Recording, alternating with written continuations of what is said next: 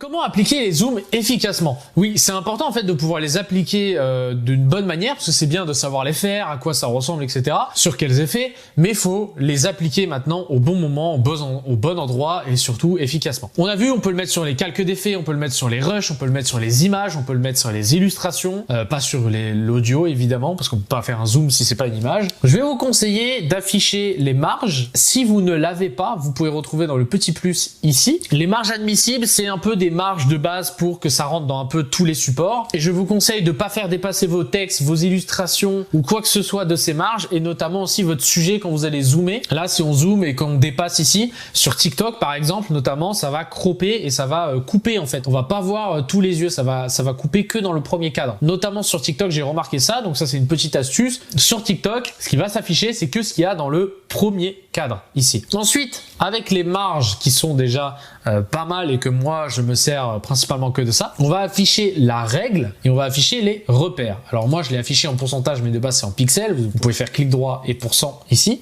On peut ajouter un repère. De base c'est pas cette couleur, mais moi j'avais mis vert. Hop.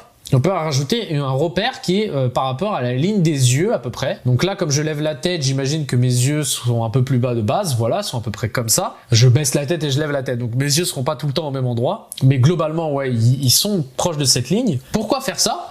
Parce que quand vous allez zoomer, vous voyez que là, les yeux sont beaucoup plus hauts que la ligne. Donc on va baisser la vidéo ici pour que comme ça, le zoom garde une cohérence et j'ai toujours la même proportion dans le cadre. Donc avoir des repères et des lignes comme ça, c'est assez intéressant, surtout sur le regard. On peut en rajouter d'autres sur le côté de la tête par exemple pour avoir un peu des repères. On peut en rajouter une dernière pour faire un peu une règle des tiers pas très bien respectée. Vous savez, la règle des tiers, c'est un peu ce quadrillage qu'il y a sur les appareils photo et qui est disponible aussi sur les smartphones quand vous filmez. C'est un quadrillage qui permet d'avoir 4 coins avec des zones d'intérêt. Et si vous placez notamment un sujet ou ce que vous prenez en photo sur une de ces lignes ou sur un des 4 coins, ça améliore la composition de votre photo. Donc là, c'est un peu pareil qu'on fait. On laisse les yeux sur la ligne du haut parce que c'est une des règles de base de la règle des tiers. Ça va vous aider pour vos zooms quand vous êtes sur une vidéo face cam. Évidemment, quand vous zoomez, vous pouvez zoomer sur un endroit. Quand vous êtes dans un vlog, vous pouvez zoomer. Si vous faites tomber une pièce par terre, sur la pièce qui tombe, vous pouvez la zoomer et suivre le mouvement de la pièce. C'est tout à fait possible.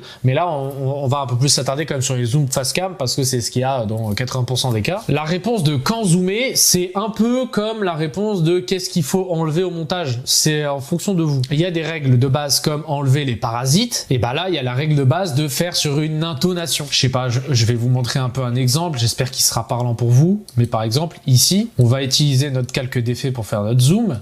On va remettre l'effet transformation. On va mettre l'angle d'obturateur et là, si vous aimez pas le montage vidéo, alors c'est que vous ne savez pas correctement.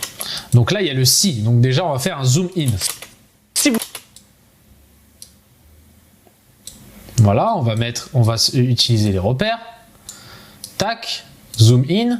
Si vous aimez, un peu plus rapide si possible. Si vous aimez pas le montage vidéo, là on va faire, comme je suis en train de parler assez vite, on va faire un zoom progressif. Si vous aimez pas le montage vidéo, alors... Là, on a une sorte de changement dans la phrase.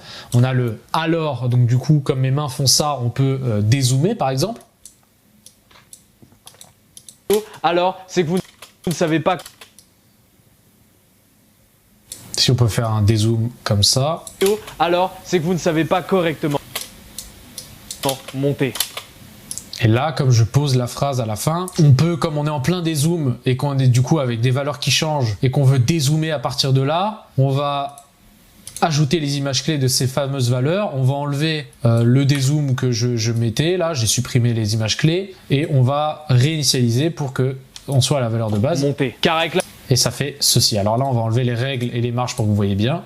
Ça donne ça. Si vous aimez pas le montage vidéo, alors c'est que vous ne savez pas correctement monter. J'ai respecté un peu les 3 points clés de la phrase. Si nanana, alors c'est que vous ne savez pas monter. Vous voyez, il y a 3 points importants dans la phrase. Si vous aimez pas le montage vidéo, alors c'est que vous ne savez pas correctement monter. Car... Et après, il n'y a pas forcément de règles. Moi, en tout cas, j'en ai pas forcément. C'est juste, je fais un peu au feeling. Là, je vois qu'il y a 3 points clés un peu dans la phrase, 3 changements d'ambiance. Et comme je termine par un monter. un posement de phrase, bah, j'ai dézoomé d'un coup sec. Donc là, il faut avoir un peu de la cohérence. N'hésitez pas à avoir de la cohérence entre vos zooms et surtout de la cohérence entre deux rushs. Ça, c'est un peu important, mais c'est pas ce qui va vous faire gagner le plus de temps, ça c'est sûr. Donc imaginons là, on a fait un zoom comme ça à 130. Line. Tout est fluide. Ah là, il y avait déjà un zoom à 150. Bah, au lieu d'avoir un dézoom d'un coup, on va pouvoir faire un petit zoom out et garder une cohérence entre les deux. Donc là, j'ai copié les deux images clés de ce rush-là. Je suis venu sur celui-là, je les ai collés. Donc là, on a les mêmes images clés entre là et là. Si ça change juste, c'est parce que juste il y a un cut, mais c'est tout. Et on va dézoomer, par exemple. Et ça va donner ceci. Vers la timeline. Tout est fluide et vos... Et en fait, il y a une cohérence entre les deux. Vous voyez? Donc là, comme ça dézoome assez rapidement, on le voit pas trop. Donc je vais dézoomer progressivement, lentement. Hop. Voilà, comme ça. Et là. Line. Tout est fluide et vos doigts... Vous voyez, il y a une sorte de continuité entre les deux zooms. C'est important de garder un peu cette continuité. Moi, un peu, de mon côté, tout est un peu en mouvement tout le temps. Ça fait des zooms, puis des dézooms, puis voilà. Il y a assez peu de dézoom cut ou de zoom cut de mon côté. Moi, tout est progressif. Donc si ça a zoomé à un moment, ça va forcément dézoomer au bout d'un moment. Mais de façon progressive ou de façon très rapide, en lissant la vitesse un peu, si possible aussi. Bon, maintenant, vous savez comment placer vos zooms. Mais il reste un petit truc, une petite astuce. Donc je vous dis au prochain cours, à tout de suite.